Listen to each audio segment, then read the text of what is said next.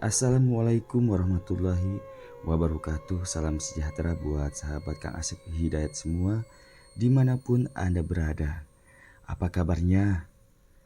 Ya, semoga saja selalu sehat walafiat ya, serta sukses selalu dalam segala hal. Amin ya rabbal alamin. Kali ini kembali saya akan bercerita masih dalam kehidupan saya, semoga berkenan. Namun sebelum memasuki ke bagian ceritanya, seperti biasa, mari kita membaca Bismillahirrohmanirrohim. Dan inilah selengkapnya. Menjadi seorang polisi bukanlah cita-citaku sejak awal. Namun garis tangan atau takdir yang akhirnya aku jadi seorang polisi. Walau bukan cita-citaku, namun bukan berarti aku mudah untuk mendapatkannya. Diperlukan perjuangan, pengorbanan yang lumayan sulit. Perjuangan yang dimaksud yaitu aku harus berlatih fisik pagi, siang, dan malam. Belajar dan terus belajar. Aku harus rela bersusah payah, capek, dan waktu yang terkuras untuk itu. Ya, yang namanya untuk sesuatu yang ingin dicapai haruslah seperti itu. Mulai dari persiapan pendaftaran, proses seleksi hingga pendidikan di lembaga pendidikan. Tentunya banyak kisah perjuangan yang aku alami. Namun semua aku jalani dengan penuh semangat walau seberat apapun rintangannya. Aku ngekos di kota Bangkinang, sementara tes di kota Pekanbaru. Jarak tempuh yang lumayan jauh, kurang lebih 60 km itulah setiap hari aku tempuh. Namun jika sedang tidak ada jadwal tes atau menunggu pengumuman hasil tes yang cukup lama, aku memilih pulang kampung di Kecamatan Tapung dengan jarak 55 km dari kota Bangkinang. Tentunya banyak yang bisa aku lakukan di kampung untuk membantu orang tuaku. Di kampung kegiatanku membawa becak motor. Alhamdulillah, dalam sehari aku bisa mengumpulkan uang walau tidak banyak dan setiap sore uang itu aku serahkan ke Umi. Mi, hari ini Dayat cuma dapat segini uangnya. Suatu sore ketika aku pulang narik beca, Umi hanya diam, tidak menjawab sepatah kata pun ketika aku menyerahkan uang hasil pencaharianku hari itu.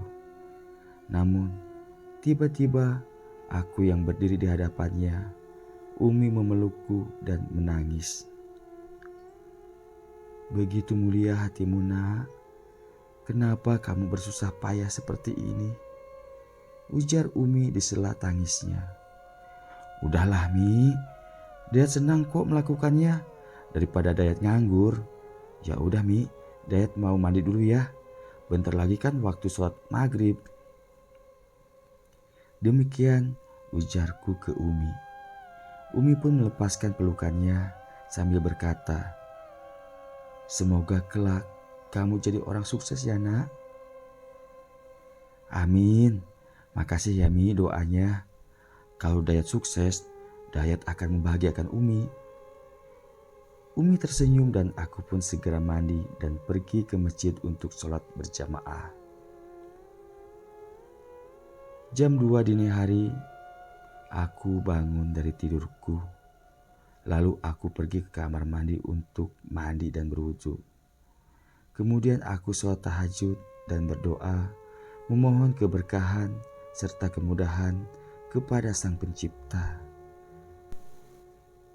Pukul 02:30 waktu Indonesia bagian Barat, aku berpamitan kepada Umi dan Bapak untuk berangkat ke Pekanbaru karena paginya pukul 7 aku ada jadwal tes. Tak lupa aku memohon maaf kepada Bapak dan Umi karena setiap aku hendak bepergian, aku selalu memohon maaf terlebih dahulu kepada mereka. Karena aku tak tahu kapan Allah akan mengambil nyawaku dan aku sangat merasa rugi bila tidak sempat memohon ampun kepada kedua orang tuaku. Singkat cerita, aku pun berangkat dengan berjalan kaki dari rumah menuju jalan aspal atau jalan lintas. Kira-kira 3 kilometer karena rumahku lumayan jauh dari jalan lintas. Setibanya di simpang jalan lintas, aku menunggu kendaraan lewat yang bisa aku tumpangi, apapun jenis kendaraannya. Tak lama berselang, dari jauh kulihat ada cahaya lampu mobil dan sepertinya itu mobil Puso atau truk besar yang biasa mengangkut barang. Setelah jaraknya dekat, ku coba melambaikan tangan, isyarat aku meminta tumpangan. Alhamdulillah, mobil Puso itu berhenti dan bertanya kepadaku supirnya. "Mau kemana, Bang?" Supir Puso itu bertanya kepadaku. "Mau ke Bangkinang, Pak. Bisa saya numpang, Pak?" Sejenak supir itu diam. Aku pun tak bisa melihat bagaimana wajah dari supir itu karena masih gelapnya malam. Namun akhirnya supir itu mengizinkan aku untuk naik. "Ayo." Demikian ucapnya singkat. Dengan senang hati aku segera naik Puso itu dan duduk di depan antara supir dan stoker atau kenek. Di dalam mobil begitu gelap karena memang supir tidak menghidupkan lampu di dalamnya. Supir dan kenek tidak ada yang berbicara satu dengan yang lainnya. Aku mencoba memulai pembicaraan yang aku tujukan kepada Pak Supir. "Makasih banyak ya, Pak, dah kasih tumpangan." Demikian ucapku memulai obrolan. Hening, tidak langsung mendapat jawaban. Seperti ketika aku tadi sebelum naik mobil ini. Sesaat kemudian, "Ya," jawab supir itu singkat. Sikap supir dengan kenek itu sedikit hatiku merasa geli. Ya gimana tidak, hatiku merasa geli. Dibilang telinganya peka, dia dengar apa yang aku tanyakan. Dibilang tidak, setiap aku tanya atau bicara, respon dan jawabannya selalu lambat. Lambat loadingnya. Hatiku ngobrol sendiri. Dari kejauhan terlihat ada cahaya lampu mobil yang berlawanan arah. Mobil dari arah depan itu semakin mendekat hingga akhirnya berpapasan dengan mobil yang saat itu aku tumpangi. Ketika itu aku tanpa sengaja melirik ke arah wajah sang supir. Astagfirullah. Serasa jantung berhenti berdetak. Wajah supir itu putih pucat. Tatapan matanya kosong ke arah depan. Kupalingkan tatapan mataku ke sebelah kiri. Ya Allah, kenek yang di sebelah kiriku yang sedari tadi hanya diam, ternyata wajahnya tak kalah seramnya. Mulutnya terbuka karena rahangnya sepertinya hancur. Mata sebelah kirinya tergantung seperti hendak jatuh. Mukanya berlumuran darah kering. Napasku terasa sesak. Tubuhku terasa kaku. Aku hanya bisa berzikir dalam hati. Seketika aroma bau bunga kenanga menyeruak memenuhi kabin mobil itu. Aku benar-benar tidak bisa bergerak. Tiba-tiba saja supir itu berbicara. "Jangan takut, Nak. Kami tidak akan mencelakaimu." Dengan suara datar ia berkata lagi, "Kamu kelak akan tercapai tujuanmu, Nak. Asal jadilah kamu polisi yang beriman, jujur serta berbakti kepada orang tuamu. Namun kamu harus kuat karena cobaan hidupmu berat." Demikian ucapan supir seram itu. Antara rasa takut dan terkejut dengan ucapannya kepadaku. Kok tahu kalau aku sedang ikut tes masuk polisi? Padahal aku kan gak ada bicara hal itu kepadanya. Namun anehnya Sesaat kemudian ada rasa tenang di jiwaku. Padahal aku kini sedang diapit dua makhluk menyeramkan. Dan anehnya lagi, di dalam kabin mobil ini aku bersama dua sosok dengan muka penuh luka dan mulai membusuk. Tapi tidak tercium bau bangkai atau bau busuk. Justru aku mencium aroma wangi bunga, walau tetap saja aku ketakutan. Hingga tiba-tiba supir itu menghentikan truk pusonya. Lalu dengan tanpa menoleh ke arahku, ia berbicara. "Turunlah, tujuanmu sudah sampai nak." Iya pak, makasih banyak ya pak," jawabku dengan gugup. Lalu si kenek membukakan pintu, lalu ia bergeser sedikit. Tubuhnya tanda memberi celah untuk aku lewat. Terdengar bunyi gemeretak, seperti bunyi tulang beradu ketika kenek itu menggerakkan badannya. Tanpa ada keberanian, aku memandang wajah mereka lagi. Aku pun mengucapkan banyak terima kasih. "Terima kasih ya pak, hati-hati di jalan," demikian ujarku.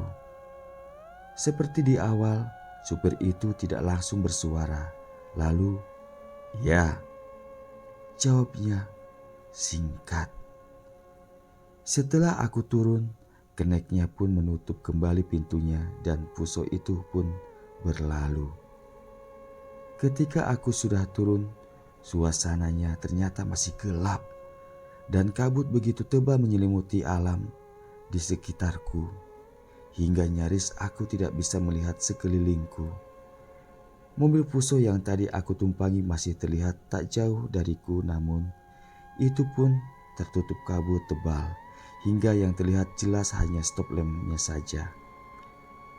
Tiba-tiba saja bertiup angin kencang serta dibarengi gerimis halus. Aku sedikit panik karena aku harus mencari tempat berteduh bila datang hujan. Namun seiring angin itu berlalu, kabut tebal pun menghilang terbawa angin.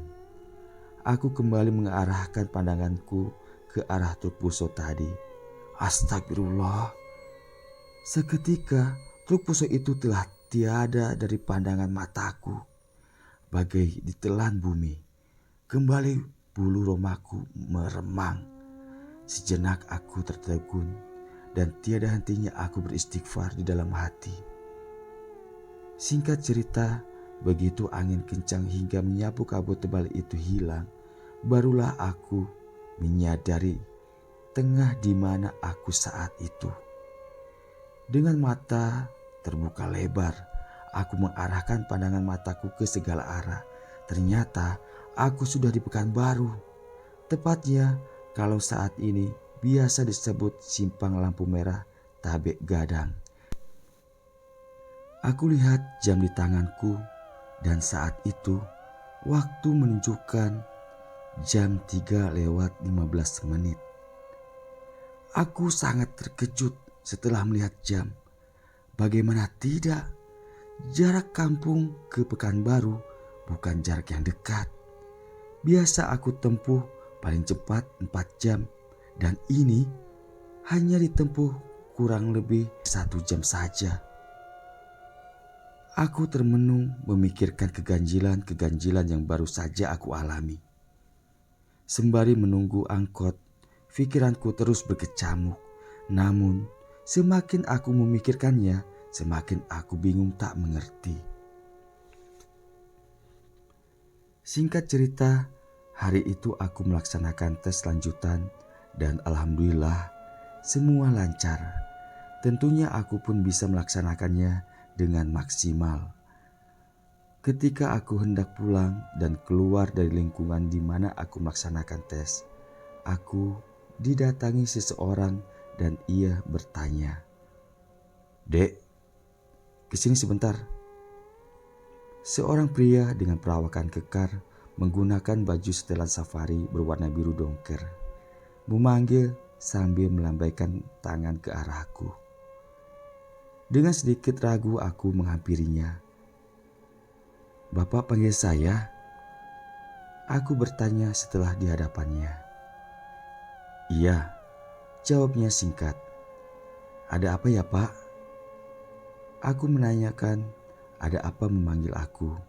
Pria itu tak langsung menjawab pertanyaanku. Ia sejenak palingkan wajah ke kiri dan ke kanan, seakan melihat situasi, lalu ia bertanya kepadaku. Kamu siapa yang ngurus? Demikian ia bertanya kepadaku. Urus apa maksudnya Pak?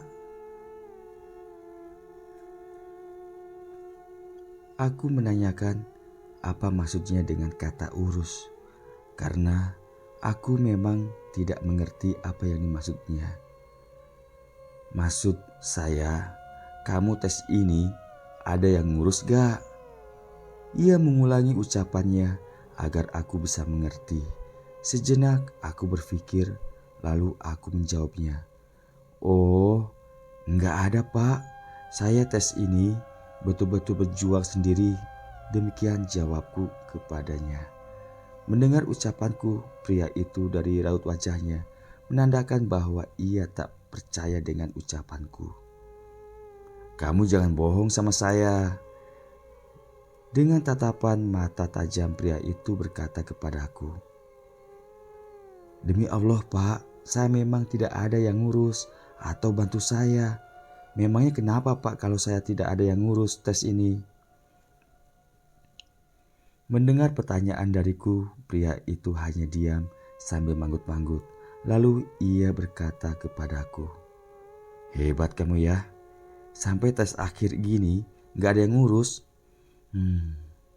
Semoga sukses ya, tapi saya sarankan cari orang yang urus kamu ya. Kalau kamu perlu bisa cari saya. Pria itu menyebutkan namanya lalu pergi. Mendengar perkataannya pria tadi membuat aku bingung. Sepanjang perjalanan pulang, aku memikirkan hal itu. Setibanya di rumah, aku langsung mandi dan sholat Isya karena memang cukup jauh hingga aku sampai rumah selepas sholat Isya. Setelah sholat Isya, aku makan ditemani Umi.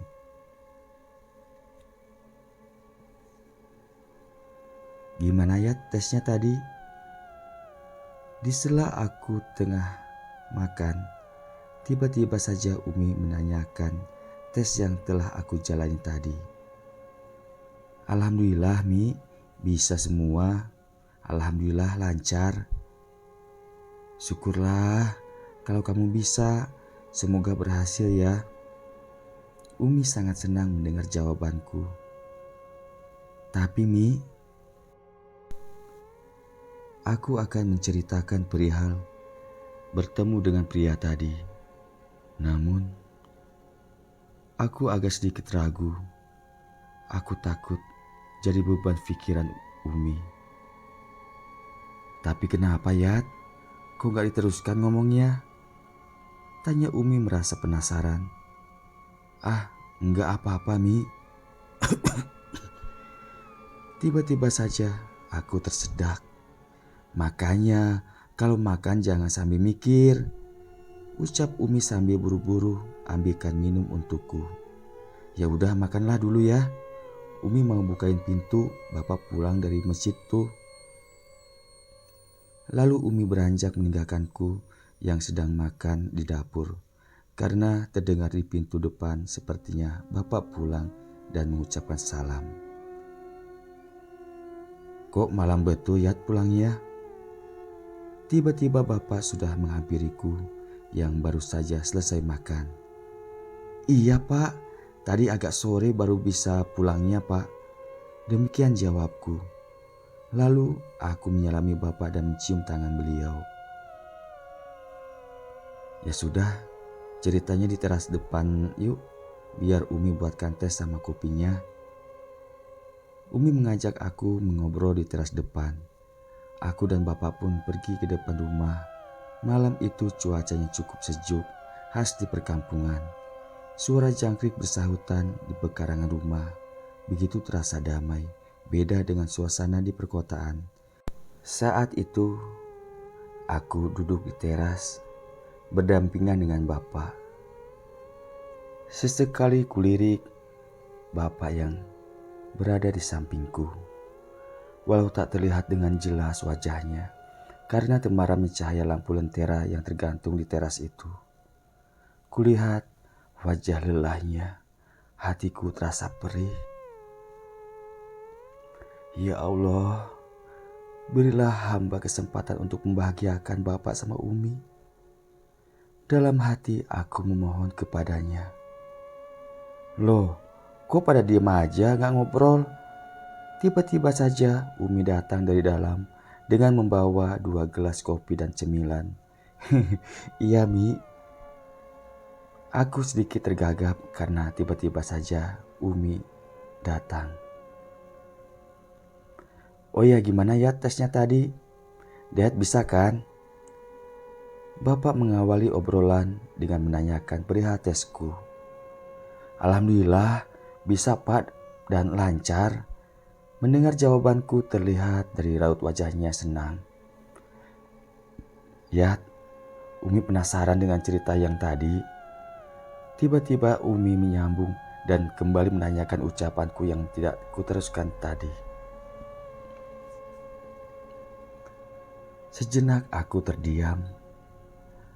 Aku masih ragu untuk menceritakan. Namun, aku pun dengan terpaksa menceritakan perihal pembicaraan dengan pria tadi siang. Mendengar ceritaku, Bapak dan Umi terdiam. Dengan pelan namun terdengar olehku, Bapak menghembuskan nafas berat lalu berbicara dengan lembut kepadaku. Yat, Bapak paham apa yang dimaksud orang itu. Tapi sekarang Bapak tanya ke Dayat. Dayat yakin gak dengan kemampuan Dayat sendiri? Mendengar ucapan dan pertanyaan Bapak kepadaku, sejenak aku terdiam. Lalu aku menjawab dengan penuh keyakinan. Dayat yakin Pak, soalnya Dayat sudah belajar dan berlatih. Kemudian semua tes yang udah Dayat lalui semua bisa dan alhamdulillah nilai Dayat tinggi Pak. Nah, Bapak pun yakin Dayat bisa. Sekarang tinggal memohon kepada Allah supaya mendapat restu karena semua Allah yang memberi bukan manusia. Jadi Dayat jangan risaukan dan pikirkan ucapan orang itu ya. Tapi yakinlah dengan kuasa Allah. Iya Pak, tapi Dayat mohon doa restunya dari Bapak dan Umi. Dayat janji akan membahagiakan Umi kelak sukses nanti.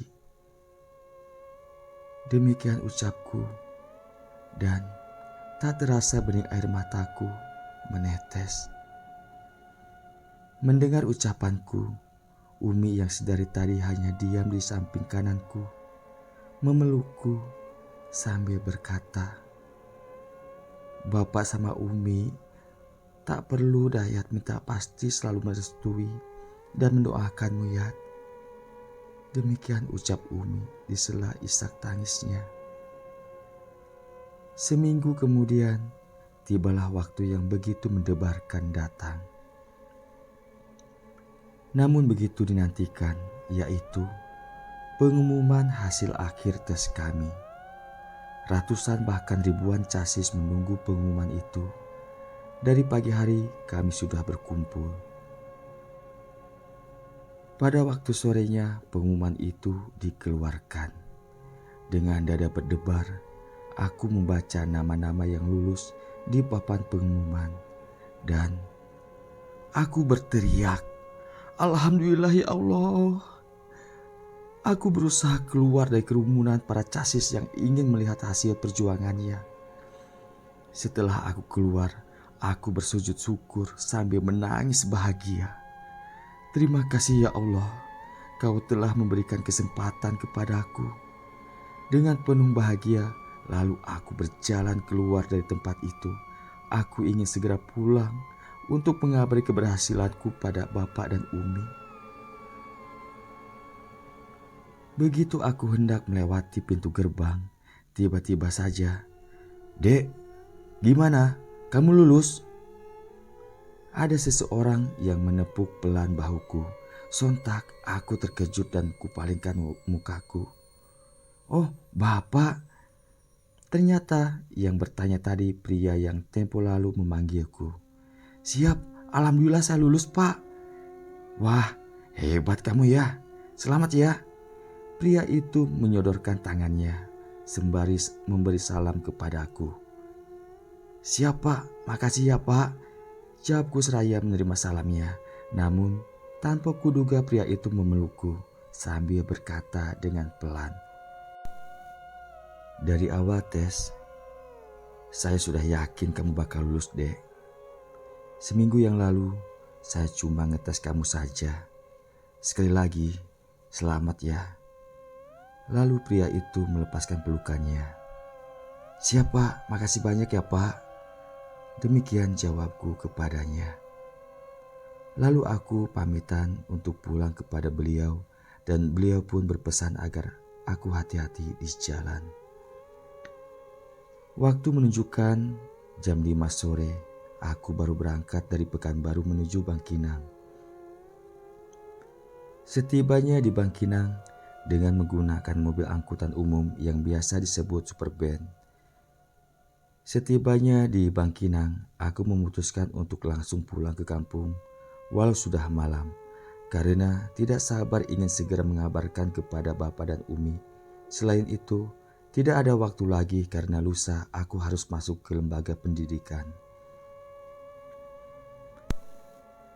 Karena sudah malam, jam pun sudah menunjukkan jam 9 malam. Angkot menuju ke kampungku sudah tidak ada lagi. Namun, aku mencoba menunggu di simpang Bangkinang sebelum jembatan.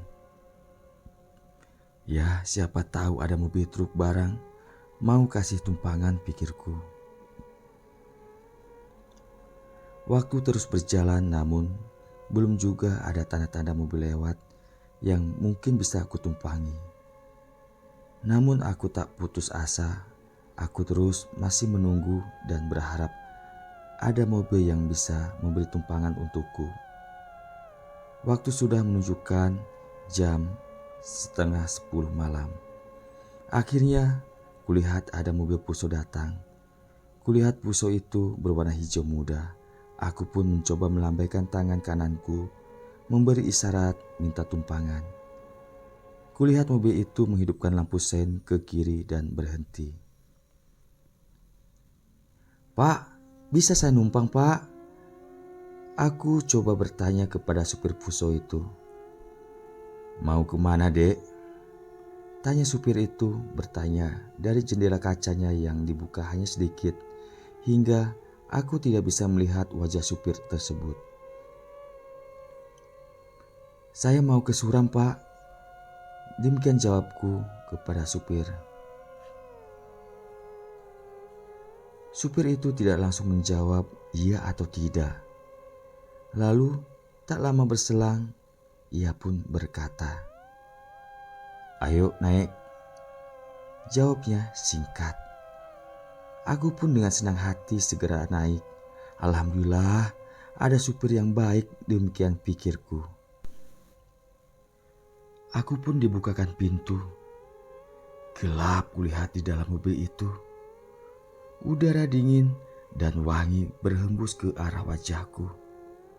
Aku duduk di tengah antara supir dan kenek. Tiba-tiba aku merasa terkejut. Seketika meremang sekujur tubuhku. Ini kan..." "Jangan terkejut dan takut, Nak." Supir itu berbicara kepadaku. "Ya, ini kan mobil yang seminggu lalu aku tumpangi." Iya, Pak." Jawabku dengan suara dan tubuh gemetaran menahan rasa takut. "Selamat ya, Nak, atas keberhasilanmu." Astagfirullah. Kembali supir itu berkata, bahkan ia memberikan selamat kepadaku dengan sikap dan intonasi berbicara seperti minggu yang lalu. Berbicara dengan sikap tatapan mata kosong, memandang ke arah depan jalan. Padahal aku kan baru naik mobil ini dan tidak ada ngobrol, bahkan aku kasih tahu kalau aku lulus dalam tes. Demikian pikirku berkecamuk. Sungguh aku tak berani lagi coba melihat ke kiri dan kananku. Siap Pak, makasih banyak ya Pak. Demikian jawabku. Singkat cerita, aku pun sampai di simpang kampungku. Pak, saya turun di sini saja ya Pak. Demikian ucapku pada Pak supir misterius itu. Namun, Pak supir itu malah membelokkan mobilnya ke kanan. Biar kami antar kamu sampai rumah. Demikian ucapnya yang mengatakan akan mengantarkanku hingga ke rumah. Saat itu, aku tak menjawab lagi dan aku hanya bisa diam. Namun yang anehnya, supir itu seperti tahu di mana rumahku.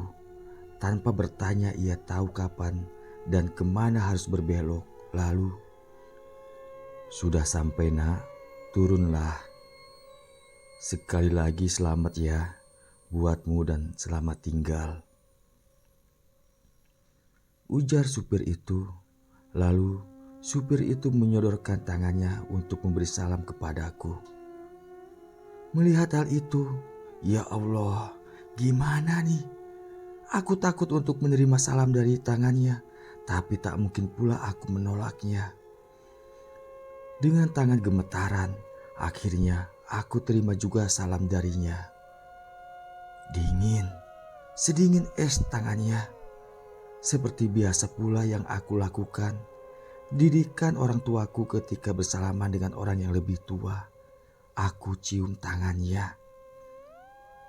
Wangi tangannya walau sedingin es. Singkat cerita, aku pun turun dari mobil Fuso itu. Aku berdiri di depan rumahku dan melambaikan tangan perpisahan serta ucapan terima kasihku. Lalu mobil misterius itu pun berlalu pergi. Setelah mobil itu berlalu, aku pun membalikkan badan hendak masuk ke rumah. Dan ternyata Umi sudah berdiri di teras rumah. Assalamualaikum Mi. Salamku ke Umi. Waalaikumsalam. Loh, kok sampai malam kali ya? Kenapa gak nginap aja di Bangkinang? Ujar Umi sambil menerima salam dan ciumku. Iya Mi, soalnya lusa Dayat harus udah masuk Mi. Untung ada supir yang baik antarkan Dayat sampai rumah. Aku menjawab dan memberi alasan pada Umi. Apa? Diantar mobil? Umi kebingungan mendengar jawabanku. Umi lihat Dayat jalan kaki tadi gak naik mobil. Dek, jantungku serasa berhenti berdetak saat Umi mengatakan bahwa aku tadi ketika pulang berjalan kaki tidak diantar pakai mobil.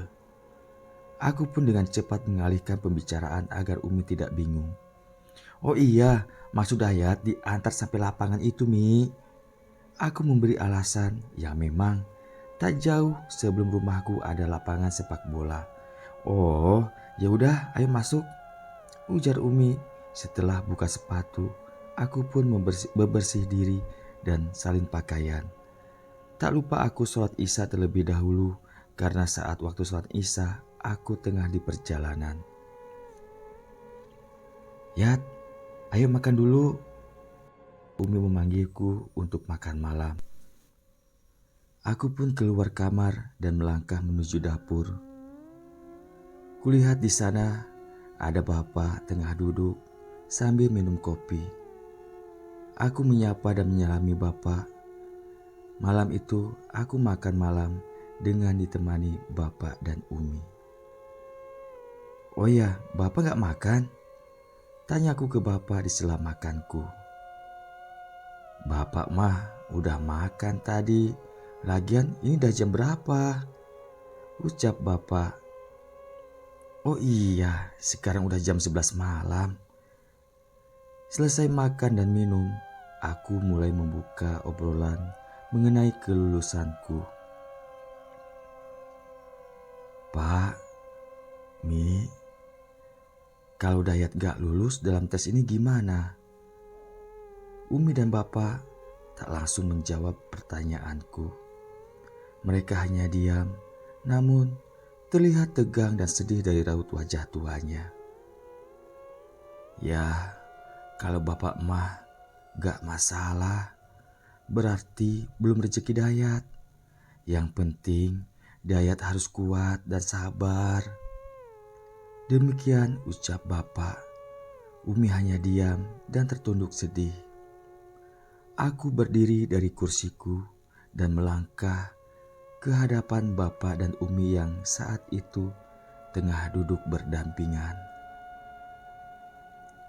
Pak, Mi, Dayat lulus. Aku sampaikan kelulusanku. Seraya aku bersujud di kaki mereka.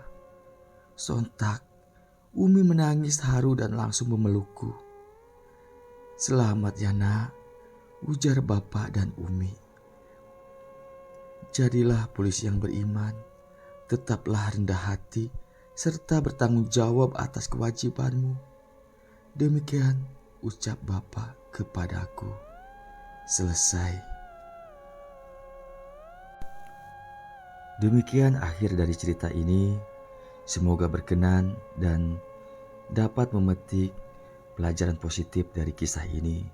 Mohon maaf jika masih banyak terdapat kesalahan-kesalahan dari cara saya membawakan cerita ini.